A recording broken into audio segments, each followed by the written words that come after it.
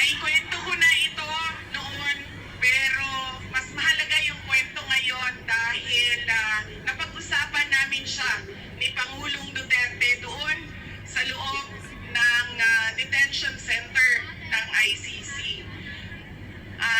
Noong ako ay bata pa, lagi sinasabi ng hindi niya sinasim yung generation ng tatay ko, 1940s, 1950s, 1960s. Hindi sila yung mga magulang na tulad ngayon sa atin na ini-explain natin sa ating mga anak kung bakit natin ginagawa ang mga bagay-bagay. Lagi dapat may explanation. Sa kanilang henerasyon ay diretso ka lang pagsasabihan or pagalitan. Ganun yung generation nila. Nung ako ay lumalaki, lagi niya sinasabi sa akin, hindi ka tao sa paningin ko kung hindi ka doktor o abogado. Lagi niya yung paulit-ulit habang ako ay lumalaki. Lagi niya yung sinasabi, pag hindi ka natapos ng pag-aaral mo, magiging apo ka dyan sa gilid ng daan. He always emphasized that you mean nothing to the world if you do not finish your education. That was his, that is my greatest gratitude to my father. The emphasis he gave in education. Wala namang problema sa akin yun nung ako ay lumalaki dahil gusto ko din naman talaga maging doktor. Kaya on that point, pareho kami ng hindi ako yung pinipilit ng mga magulang na magdoktor ka kahit ayaw. So walang naging problema sa amin doon. Pero nung hindi man naging successful yung aking pagpasok sa medisina, ay lumipat ako sa pagiging abogado dahil binigyan din naman ako ng option ng aking tatay na pwede ang abogado. Yun lang ang katanggap-tanggap sa kanya, maging abogado o maging doktor. Noong nakapag-usap kami noong isang araw, sabi niya sa akin, naging forceful ba ako, mapilit ba ako sa pagsabi ko sa iyo na maging abogado ka? Sabi ko, oo. Sinasabihan mo ako, pinapagalitan mo ako. Lagi. Kinento ko sa kanya na isang beses, bihira akong umiyak.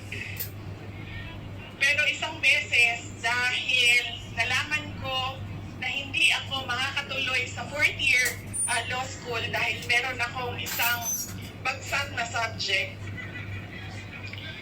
wala akong ibang masabihan nung sakit na nararamdaman ko.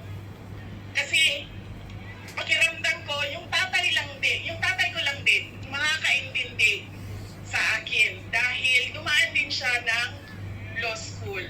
So tinawagan ko siya, hindi ako makapagsalita. Iyak lang ako ng iyak. Humahagulgul ako sa iyak na sinasabi lang niya, hello, nasaan ka? Yun lang ang sinasabi niya, nakidnap ka ba? Tapos iyak lang ako ng iyak. Tapos dalawa lang ang tanong niya na paulit-ulit, nakidnap ka ba o buntis ka ba? At that point na paulit-ulit na niyang tinatanong kung buntis ba ako, sabi ko na sa kanya pa, hindi naman siguro umiiyak ang babaeng buntis. Siguro happy siya, no, na buntis siya. Sabi ko, nahihirapan ako sa isang subject ko, pakiramdam ko, sasabit ako dito. Tapos ang sagot lang niya sa akin ay, sabi niya, yun lang pala bakit mo ko tinatawagan, mag-aral ka na. Ganon ka tigas yung kanyang paniniwala at pagpipilit na ipursige ko ang aking edukasyon. Wala nang, huwag ka na umiyak, mag-aral ka, magpadali lang yan, lumabas ka muna, magkape ka, wala. Sinabi lang niya sa sa akin, yun lang pala. Ibaba mo na yung telepono at bumalik ka na sa pag-aaral mo. Kaya noong ako ay naging abogado, yun din yun ang sinasabi ng kaibigan ng tatay ko sa akin na nakita niya ang tatay ko, sobrang saya. Yung araw na yun na nalaman niya na naging abogado ako, yun yung sobrang saya niya. At sinabi sa akin ng kaibigan ng tatay ko, sabi niya, hindi mo maiintindihan kaming mga tatay na kaming mga abogado pag nagkaroon kami ng anak na abogado. Ganun, iba yung saya namin kapag nakikita namin na meron na kaming anak na abogado. Sabi niya sa akin doon, sabi niya, pinilit ba kita? Sabi ko, hindi lang pilit. Sinigawan mo ako at pinaiyak mo ako ng madaming beses dahil sa edukasyon at sa pag-aaral. At sabi niya, di buti na lang dahil meron akong abogado ngayon na anak na inutusan ko dyan. Kausapin niyang mga huwes dyan. At ngumiti siya. He smiled. And it seemed to me that it was a comfort to him that he had a daughter who is a lawyer. In fact, sabi niya,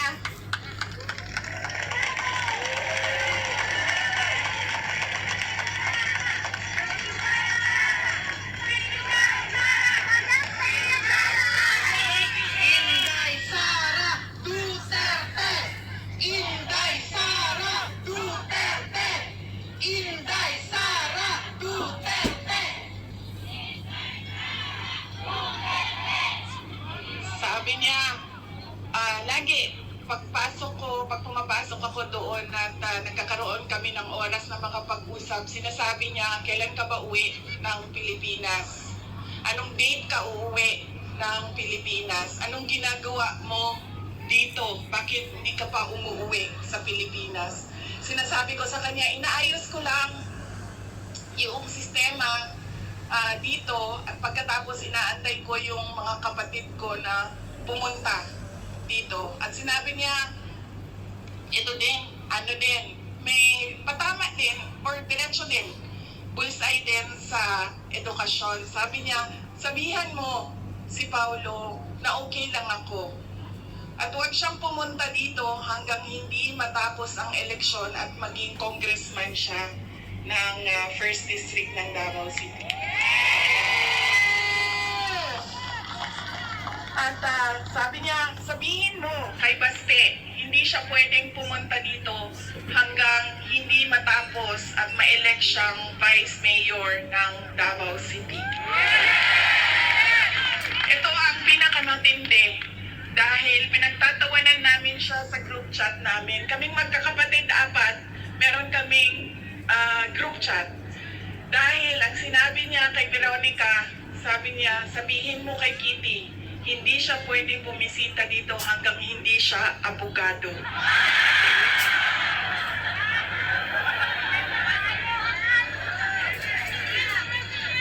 Sabi ni Kitty, grabe ang overacting ni Papa. So, ibig sabihin ba, mga 5 years. She has 5 years until she becomes a lawyer. Na meron pa akong 5 taon na bago ako makabisita. Ganon siya kahit na nandun siya sa loob, ang kanyang iniisip, unang-una, yung mga kapatid ko na kailangan magtrabaho para sa syudad ng Davao, yung kapatid ko na kailangan mag-aral. Yun pa rin ang iniisip niya. At kapag tinanong mo siya, ano ba ang kailangan mo dito sa loob? Ang sinasabi lang niya, alam mo yun, mga bagay na shaving cream, Coke Zero,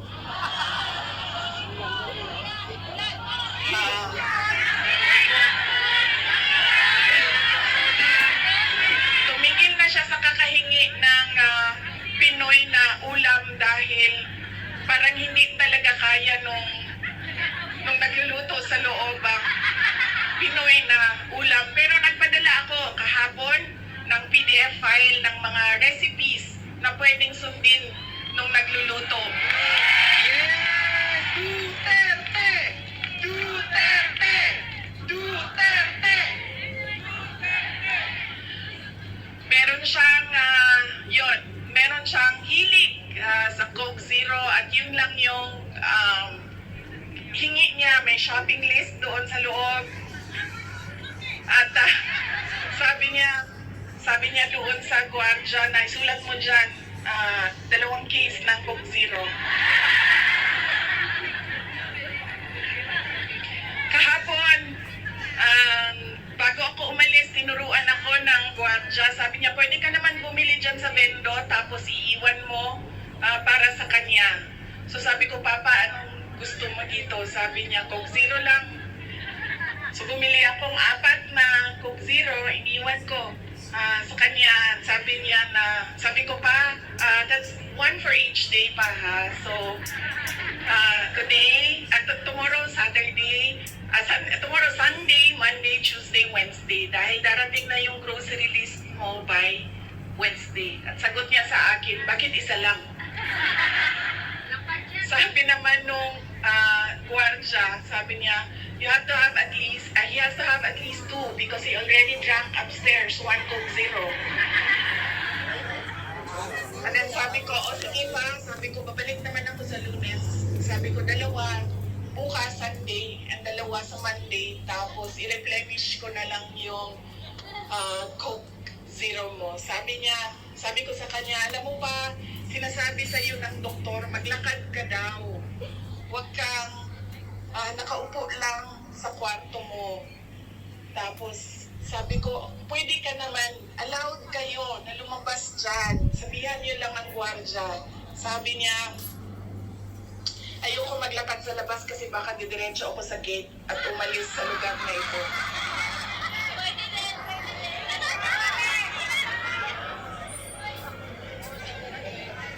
Nagkakaroon na rin siya ng mga kaibigan, yung mga tao doon sa loob ay nagiging kaibigan na niya. At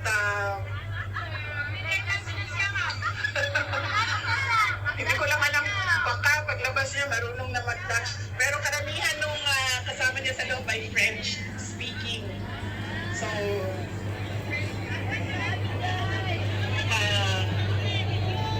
baka paglabas niya, hindi na kayo kamaong magbinisaya. Tingala tama. Ulog siya, avec moi. Tingala na. Whatever that means. So, on that point, he is okay. Okay naman siya. Pero as a lawyer, kasi alam niya yung batas eh. Alam niya kung anong nangyayari. Kaya medyo persuasive siya.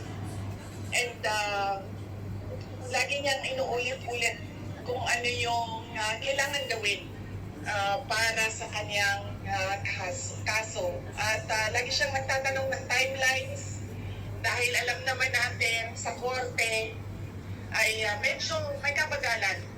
Diba? Magsasagutan ang prosecution at defense, maraming mga papel na kailangan ipasok at antayin ang oras. Kaya siya din ay insistent sa mga timelines niya. Pero ang sinasabi niya lagi, alam niya na mali ang ginawa, and at to the very minute na tinulak siya paakyat ng eroplano, ilang beses niya sinabi na I want to be tried in a Filipino court before a Filipino judge and a Filipino prosecutor, because he knew that number one, wala talagang basihan yung kaso. 43 counts of murder ang sinasabi nila na thousands. Totoo yan, ma'am.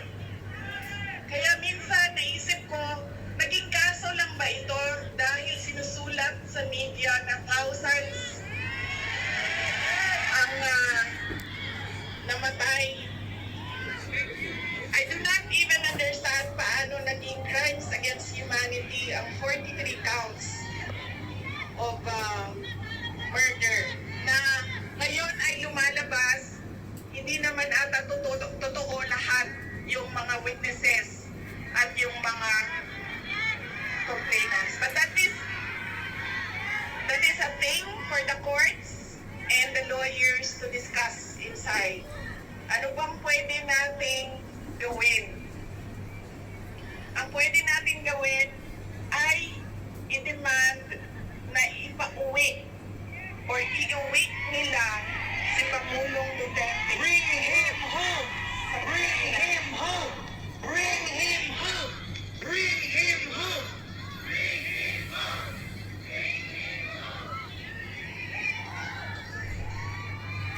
Dahil yun din ang gusto niya. Araw-araw na nandun ako, sa mga araw na nandoon ako, isa yan sa paulit-ulit niyang sinasabi, kailan mo ako mapalabas dito dahil darating ang eleksyon, mag-mayor pa ako ng syudad ng Davao. Bring him home! Bring him home! Bring him home!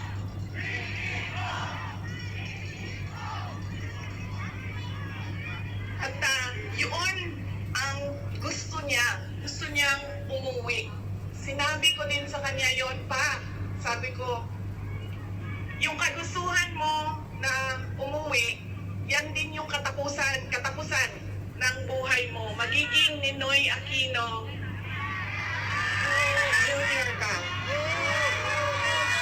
At sinabi niya sa akin, sabi niya, kung ganyan ang kapalaran ko, then so be it. Basta lang mauwi ako sa Pilipinas.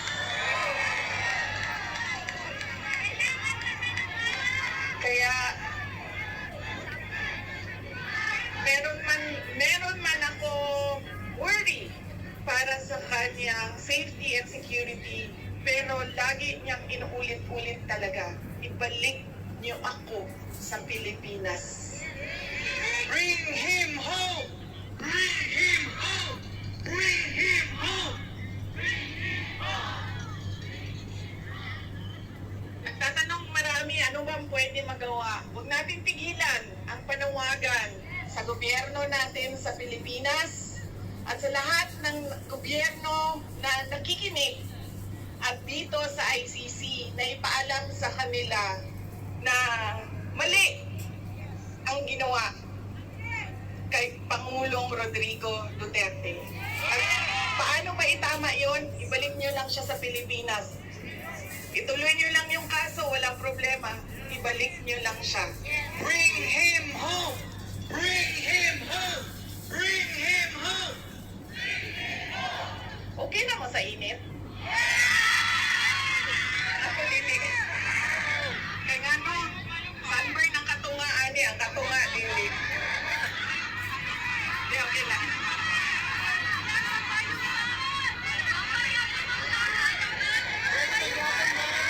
Hindi, okay lang.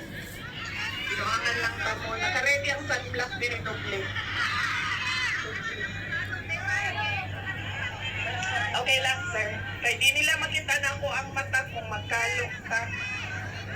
Okay. Okay? O sa pabay, ano pa ang pwede natin gawin?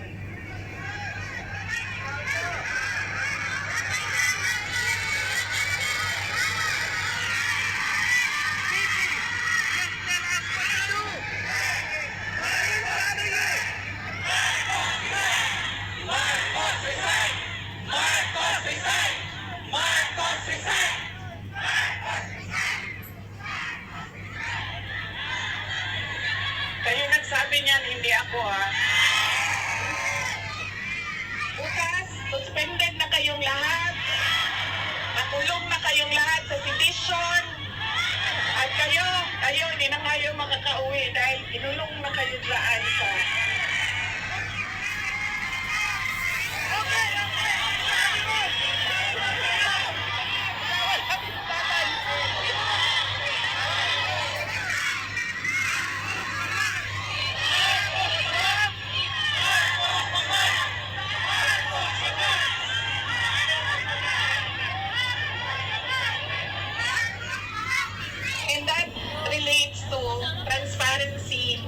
accountability. Alam nyo kasi, ang pagiging Pangulo, dapat nasa tamang pag-iisip ka. Kapag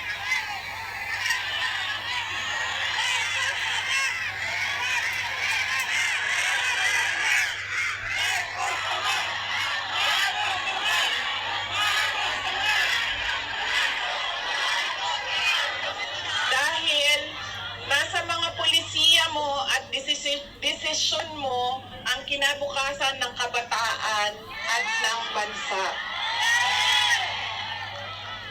Kaya yung pagsasabi na hindi mahalaga ang drug test sa aking kapasidad at abilidad na mamuno is tantamount to betrayal of public trust. Dahil kailangan malaman ng taong bayan na nasa ayos ang iyong decision making.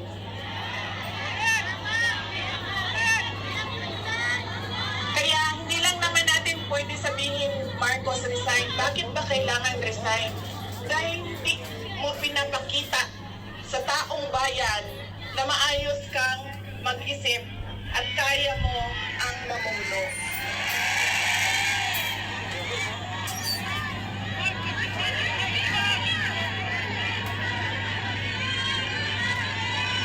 Madaming mga tanong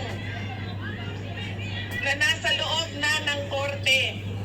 Ang PhilHealth, ang pagkuha ng pondo ng PhilHealth para bang naging pyramiding ang ginawa nila sa budget ba? Kumuha sila ng kulangan pera dito, kumuha sila sa ibang source para isalpak dito, ay nahanapin na naman sa ibang source yung nagiging juggling at parang pyramiding na ang nangyari sa budget. At kung nakikita ninyo at naiintindihan ninyo ang budget, karamihan doon pamigay lang ng mga politiko na tinatawag nating ayuda.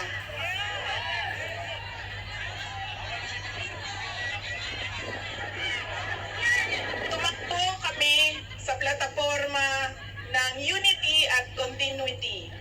Continuity, kasali na doon ang big ticket projects o mga build projects ni Pangulong Duterte.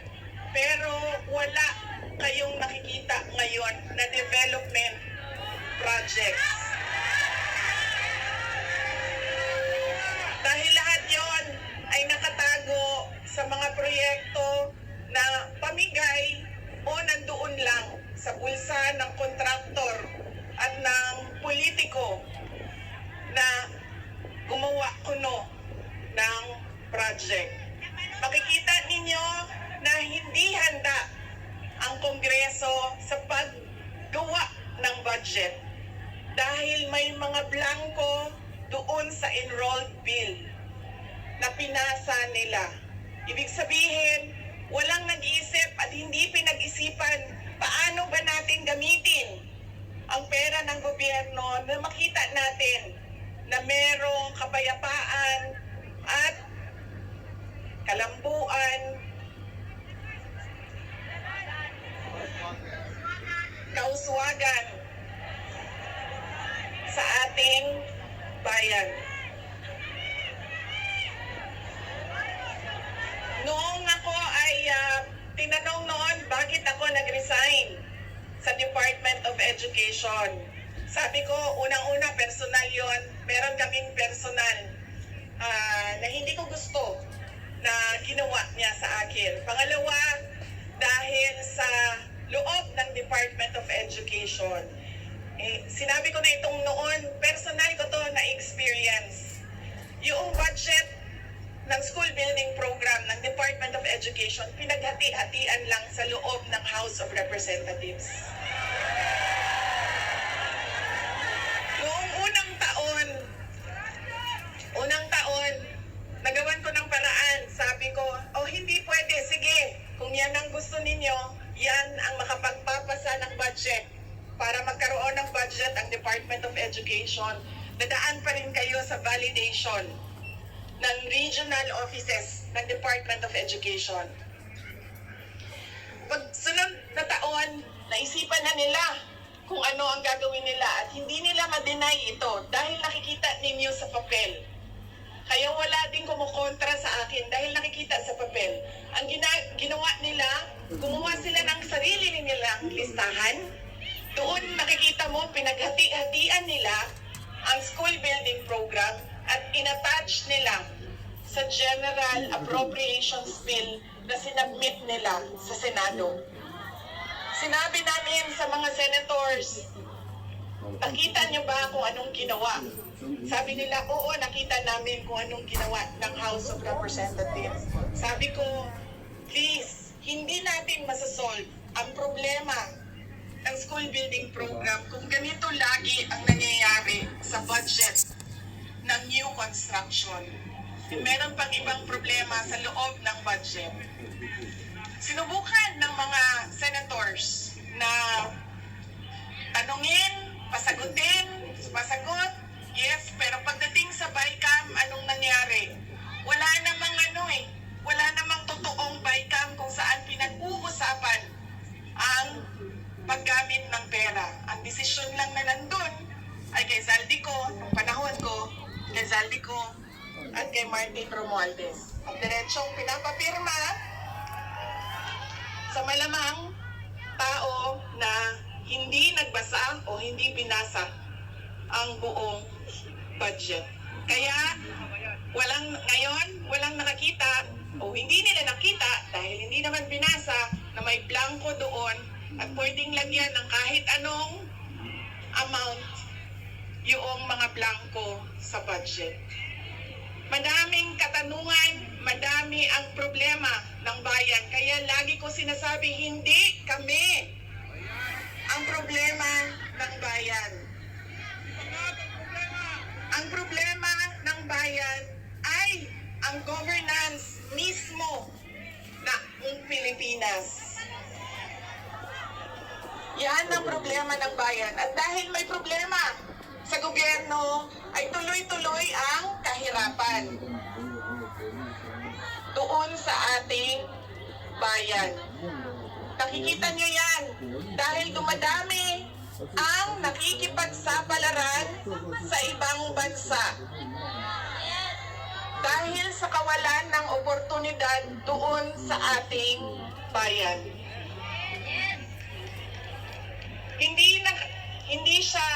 We should not be proud that we are exporting our countrymen, our workforce abroad dahil wow, ang daming dollars na pumapasok sa Pilipinas dahil sa padala. Hindi yan siya nakakatuwa. Dahil ang isang bansa dapat meron siyang oportunidad na binibigay sa kanyang mamamayan. Hindi lang yan. Decent housing, peace and order, quality healthcare. Nakikita nyo yan dito sa mga bansa kung nasaan kayo. At kaya kayo nandito dahil hindi niyo yan nakikita doon. And apparently, tayo lang yung nakakakita, yung nakaupo doon, hindi nila nakikita.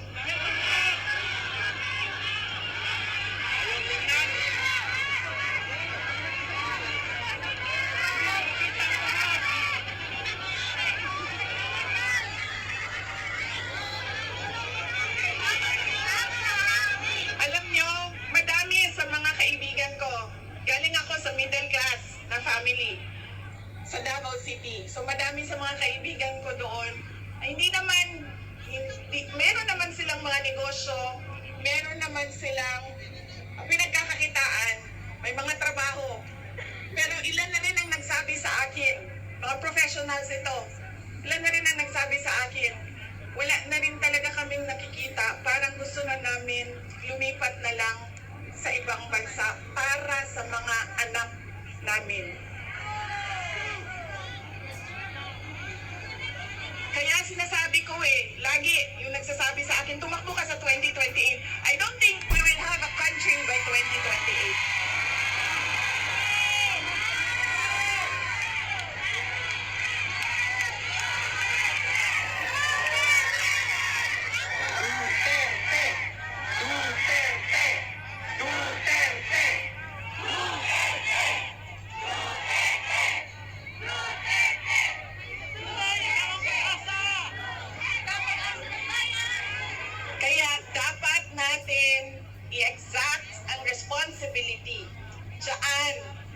gobyerno na ibigay nila kung ano yung karapat-dapat para sa ating bayan.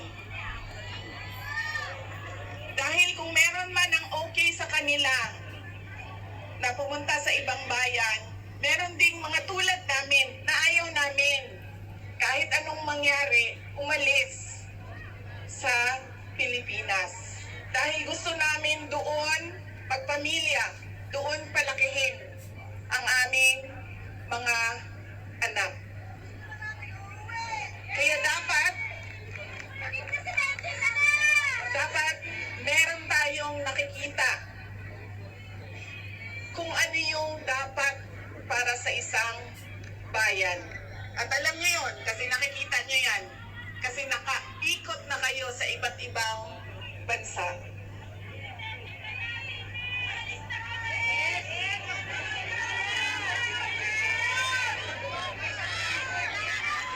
Ano ang gagawin? Patuloy na ipanawagan sa lahat ng nakikinig na iuwi ninyo si Pangulong Duterte sa Pilipinas. Bring him home! Bring him home! Bring him home! Bring him home! At pangalawa, patuloy natin na hingiin sa gobyerno, sa administrasyon na ibigay ninyo ang serbisyo at kaunlaran na karapat-dapat para sa mga Pilipino at para sa Pilipinas.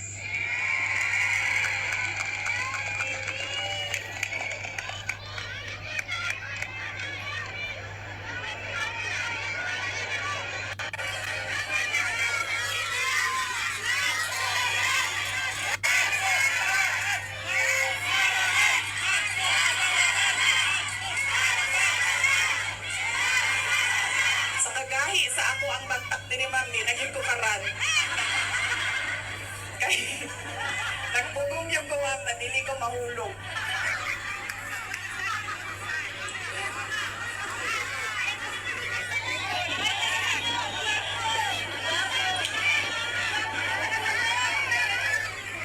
Yung akin pong mga pagpapasalamat. Una po, kanina meron na akong mga pagpapasalamat opening sa Diyos, sa ating host government, sa police, sa local police. Yung aking mga pagpapasalamat sa inyo, sa oras ninyo. Ang aking mga pagpapasalamat sa inyong patuloy na suporta sa aking opisina, ang Office of the Vice President.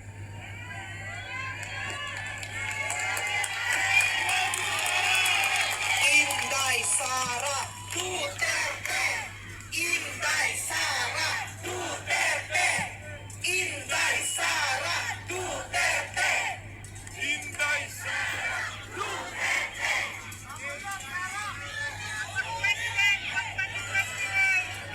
Malakas ang loob ko dahil nandyan kayong lahat.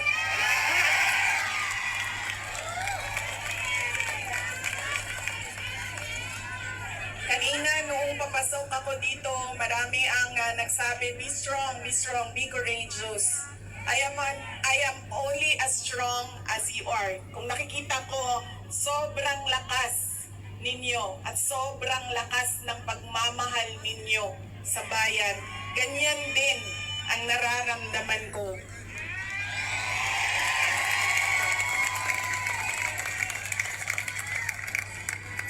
Ang pagpapasalamat ng aming pamilya, ang pamilya Duterte, dako kaayo mi og utang ang kabubuton kaninyong tanan. Sa higayon nga nihatag ninyo kanamo nga makaserbisyo sa atoang nasod. Napakalaki ng utang na loob namin sa inyong lahat sa pagkakataon na ibinibigay ninyo sa amin na makapaglingkod sa bayan. Maraming salamat po sa inyo, mga kababayan namin.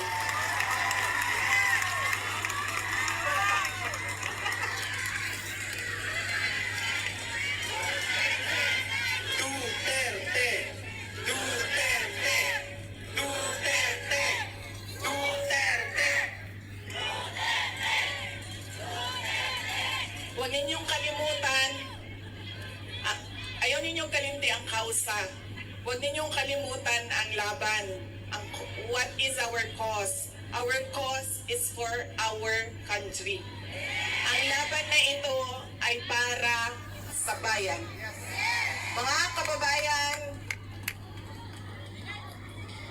ang lahat ng ginagawa natin ay para sa Diyos, sa bayan, at sa bawat pamilyang Pilipino. Syukran. Duterte! Duterte! Duterte! Duterte! In behalf of the Filipino migrant, ma'am, salamat po. Malaki po ang pagpunta nyo dito. It's an inspiration for all of us. Am I right?